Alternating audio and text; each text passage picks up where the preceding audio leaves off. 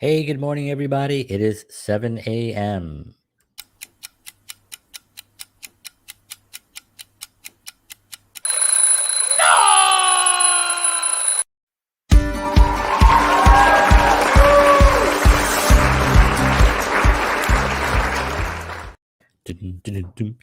Good morning, everyone. John Henry Soto here. Welcome to 7 a.m. It is 7 a.m. and today is Thursday, February 4th, 2021. And hope you had a good evening. We had a rough one. We have a cat that, for some reason, she just decides at around 4 o'clock in the morning to try to wake up my wife. It's only her. She just wants her awake. So we lock her out sometimes because we got to get some sleep. But then she'll be pounding at the door. Um, and quite a it's become quite a situation. So it's a problem. Good morning, Beth. Thank you very much. Thank you for tuning in. We are um, continuing our discussion on The Way to Happiness, which is a book written in 1981 by Mr. L. Ron Hubbard. And we are up to I'm doing all 21 precepts. And first time tuning in, The Way to Happiness is a book. It's a non religious book, it's a book on how to better live. It has 21 precepts on better living. Pretty common sense guide to a better life. And today we're up to number 13. And so I'm kind of excited about doing this, and it's been great because I haven't read this really in a long time. I mean, I read it every once in a while, depending on little sections here and there, but I haven't really gone through it this extensively. And sharing it with people, I think has become a real joy for me. So I appreciate anybody who's out there listening and tuning in. And if you have any questions, please let me know. As I mentioned, if you are interested, I can provide you a copy of a little booklet that has the 21 precepts free of charge. All you have to do is just email me at johnhenrysoto@protonmail.com, and I'll leave that up there for a few minutes. Just email me with the title "The Way to Happiness Booklet," and I will get that out to you as soon as I can. I'm waiting for a few of them to arrive. Mail has been really weird lately. I don't know about you guys, but even Amazon has been, you know, I know that the snowstorm here on the East Coast has been a little bit rough, but I was really surprised. My biggest fear is for the snow to melt and for me to have like packages underneath the snow. What a horror! I guess it's not that bad, but anyway. Um, all right, so let's begin here. I'm just going to read this. It's only about three short sections here, so it's not a long chapter. I keep closing the page. Why do I keep doing that? All right, here we go. All right, so this is it right here. Do not steal is number 13 of The Way to Happiness. Um, and it's an interesting, this is interesting because there is where I grew up. Again, I talk a lot about where I grew up because that's where I grew up. I wouldn't be able to talk about anything else. Um, but where I grew up, there was certainly an idea that stealing was not everyone, obviously. It was just a small majority, as a matter of fact, that just thought that stealing was just fine. It was actually fun for some people, um, and became a way of life. And of course, it led to absolutely nothing. That's the tragedy of it, right? You think you're getting anyway. I'm going to read this because it goes into detail on some things here. So here's number 13: Do not steal. When one does not respect the ownership of things, his own possessions and property are at risk. A person who, for one reason or another, has been unable to honestly accumulate possessions can pretend that nobody owns anything anyway. But don't try to steal their shoes. I'll give you that again. But don't try to steal his shoes. A thief sows the environment with mysteries. What happened to this? What happened to that? A thief causes trouble far in excess of the value of things stolen.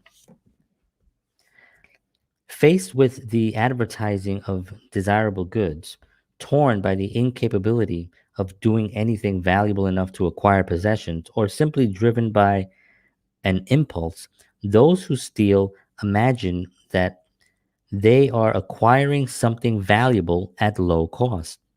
But that is the difficulty, the cost. The actual price to the thief is high beyond belief. The greatest robbers in history paid for their loot by spending their lives in wretched hideouts and prisons with only rare moments of the good life. No amount of stolen valuables would reward such a horrible fate. Stolen goods greatly reduce in value. They have to be hidden. They are always a threat to liberty itself. Even in communist states, the thief is sent to prison. Stealing things is really just an admission that one is not capable enough to make it honestly, or that one has a streak of insanity. Ask a thief which one it is. It's either one or the other. The road to happiness cannot be traveled with stolen goods. All right, so that's chapter 14, 13, I'm sorry. Or that's not chapter. That is precept number 13 of The Way to Happiness. And, I have a little bit of a experience in this. I grew up in the South Bronx, as I've mentioned in the past many times, and have a lot of stories that usually when I'm reading the precepts or when I'm having a conversation with someone, one of these stories kind of pops up and I remember, oh yeah, I forgot that happened to me. Um, but we used to have friends that were professional uh, thieves, I guess, right? And they would. There was one particular guy who was constantly getting into trouble and getting arrested, and um, thought he was living. He always had money. He always would had fancy cars, fancy clothes. He'd drive around almost like flaunting it to the police officers about what he's doing. It was everything he did was illegal. This is the guy that I knew when I was 10 years old. And then right around 12 or 13, he started doing things that I couldn't do. I wasn't even allowed to leave.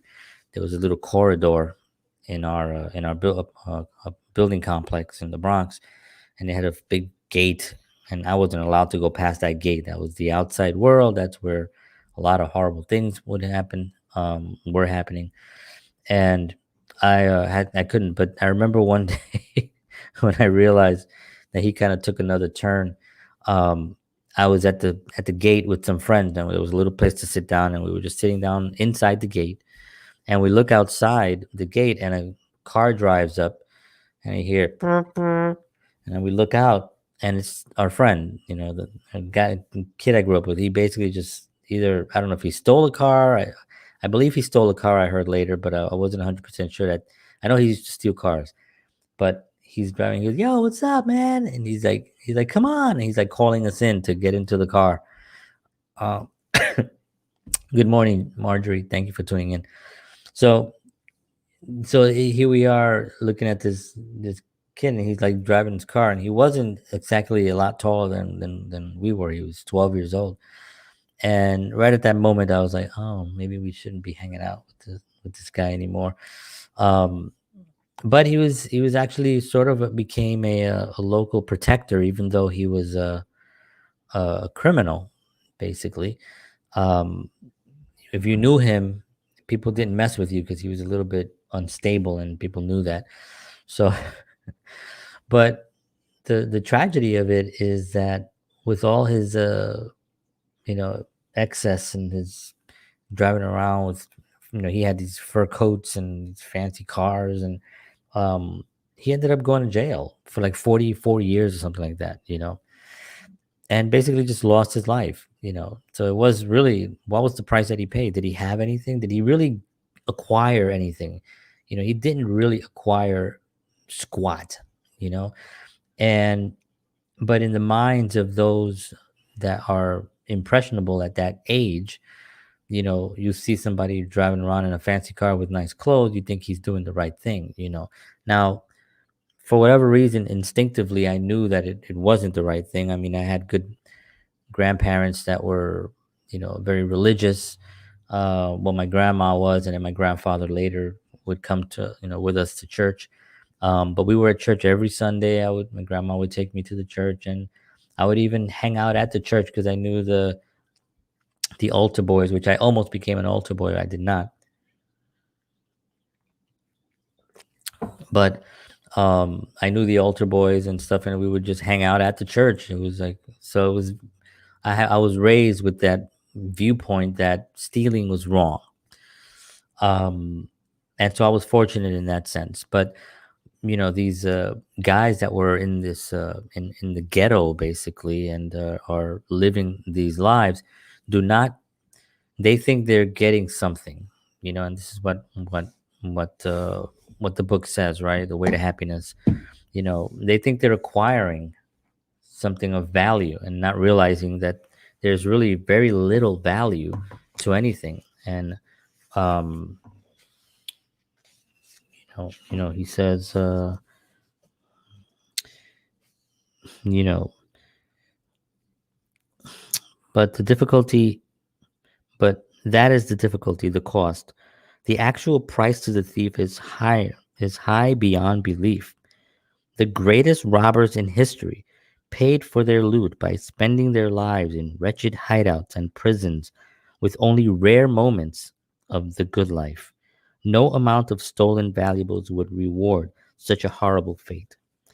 So there really is, you know, no reward in that lifestyle. Now, you take it now to simple things that people like, time, for instance, stealing time when you're working. Now, here's something that I remember growing up, not growing up, when I was already an adult. I was working managing health clubs for many years in New York City, and we had a system that you would have to come in and you'd have to punch in your card. You probably all remember that. If you're a certain age, you remember coming in, and maybe that there's some places that still have that. I'm sure there are some places that still have that. But you get your punch card and you punch it in, and you go up and you start your day, and then when you're done, you punch out, right?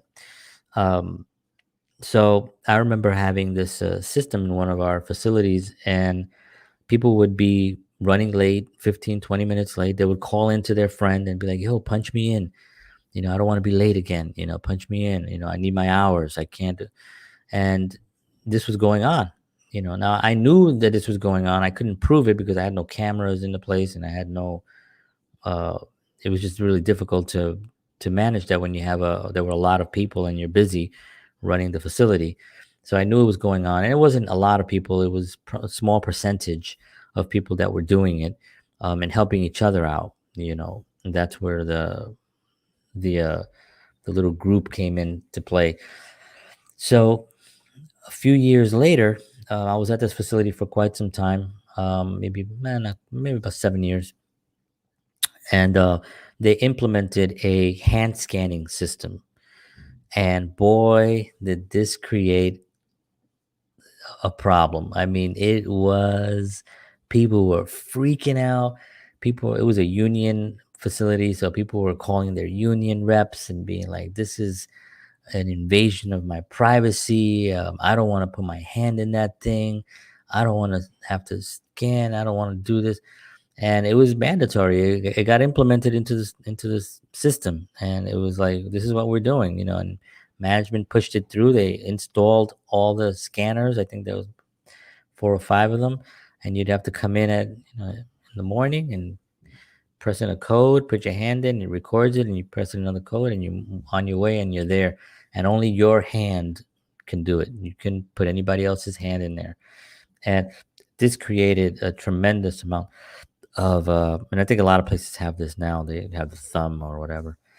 But this created so much hate, and because it was stealing, and they didn't see anything wrong with stealing, and this is the fate that they have now. This is what they brought onto themselves. Now they're struggling to try to get into work because they didn't care before. They were just being taken care of, and they were being um, um, they could be 15, 20 minutes late, and when you add up 15 minutes, well, being late a couple of times a day, a week, you add that up hourly, how much you're paying this person, for the year, it could end up to be hundreds of dollars that they're stealing from you every single year.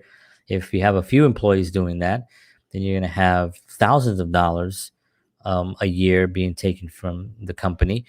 And if this is a system that's been going on for 10 years, thousands and thousands of dollars can be taken. So this is something that I used to talk about, that I did talk about with some of the staff that I was there with, just trying to even the people that were not under my responsibility. I remember having conversations with them and telling them, this is why, they're not doing anything wrong. I remember telling one guy who did not really like what I said, but I remember him. He was one of the maintenance workers, and I remember telling him, I was like, well, they're not doing anything wrong. They want people to come to work, so because they're paying them. And he just kind of looked at me like, you mother, how dare you make common sense? You got a lot of nerve. Um, but this was a system that really, it really shows you the mentality of how that type of stealing is not the stealing where you're going in and grabbing valuable goods, but you are stealing from a company. People that just steal pens and I'm just gonna take a box of pens. They have so many pens. That's another justification that people have sometimes when they're doing something like that. They're like, how much money this company has? They're not gonna miss a couple of reams of paper or a couple of boxes of pens. But when you're the operations manager like me, and I ordered a specific amount, I know that it's going to cost me. I'm going to look at it and be like, "Where's my paper? Where's my pens?" And it happened to me at one other facility, where I had to take all the supplies and lock them into a closet and put a special lock on it, and then people had to come to me to get supplies. And boy, was I not popular in that facility. Wow, they really, really hated that because they thought it was okay to just go grab a box of pens and take a few home and throw them around, not realizing the cost. And is it stealing? Yes. Is it the worst kind of stealing? No, it's not. People probably they justify it, But I worked at the church where, my church. I worked at this church for many years, and I was the treasury secretary.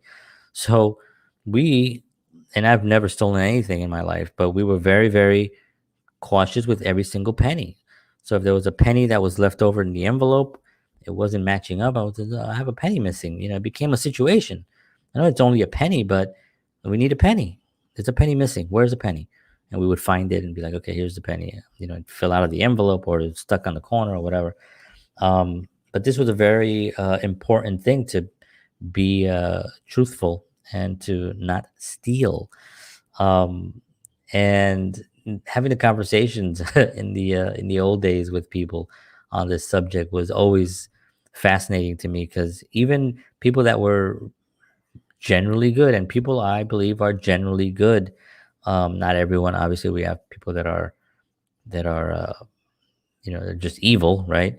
Obviously, but for the most part, people are generally good. They want to get along, you know and but the conversations that I would have with them would be pretty hilarious, and the arguments that I would have, um, justifying certain simple things. Like, no, you cannot steal, you know, uh, a yoga mat. No, you cannot borrow a yoga mat. The yoga mats are for the studios, but I'll bring it back. All right, you can bring it back, but you can't take it. They were gonna take these new yoga mats that we got one day, and one girl was like, "Yeah, but there's like 40 yoga mats, and we never have more than 20 people. So why do I? You can't steal just because there's more of it.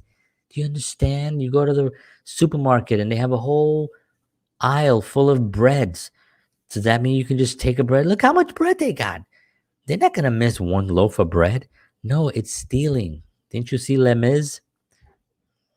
That's a reference if you have to watch Les Mis about bread. Anyway, all right, folks. Thank you very much. Thank you, Beth. Thank you, Marjorie, for tuning in. If you're still here, I appreciate you. I'm gonna continue to do. I was thinking about today after the precepts. When I finish all the precepts of the book, we're gonna be doing number 14, which I'll show you in a second. Um, but I was thinking afterwards I'll end this morning thing and maybe go do something else. But I really enjoy this time, and I enjoy it. It's also on podcast, so if you can catch me live, you can always go to my podcast and listen to it while you're driving or while you're um, whatever. Once I'm done with these precepts, I'm gonna change up not the format, but I'm gonna change up the topics, and I'm gonna get a little bit more. More kooky, I guess, or just be more me. I tend to tone it down when I'm live. I don't know if I don't know why I do that, but I feel sometimes I'm a little bit restricted in my communication, and it probably has to do with having been banned from some of my from some of the platforms for communicating, for communicating a viewpoint, and that's always been a really difficult thing to try to get around. So I've been doing a lot of thought about this, and one of the things that I'm going to do, and I think reading the precepts for me has really kind of opened up my my it's kind of give me a different viewpoint, or at least brought me back to my original viewpoint of how I've always behaved before social media. I had a particular personality, a particular way of communicating, where I really didn't sugarcoat anything, or I didn't pretend to be something. I was just communicating, and I'm doing that now. I mean, I'm not saying that I'm pretending to be anything. This is who I am. But there are certain things that I know that I don't communicate, or that I don't say, because I don't want to offend anyone. But then you realize, looking back, you're like, well, wow, this is a very simple thing what I'm talking about. Why would this offend anybody? So we live in such a sensitive, strange, sensitive world right now. Um, I grew up in the South Bronx. I mean, by the age of 15, I had seen murders. Unfortunately, for those that were taken, but I had witnessed it, and it really is a shocking thing, and you really don't get it out. And luckily, with the training that I've done at the church, and a lot of my own growth as a person, um, I've been fine. I'm fine. I'm over it. But still, it was something that did occur, and it is a memory that I have. And you know, I had to grow up tough. I had to. So words were definitely not going to hurt me. Sticks and stones, right? But I certainly did feel that things were said to me in the past that probably were trying to be hurtful, but my skin is very thick. I'm a Puerto Rican from the South Bronx, for Christ's sakes.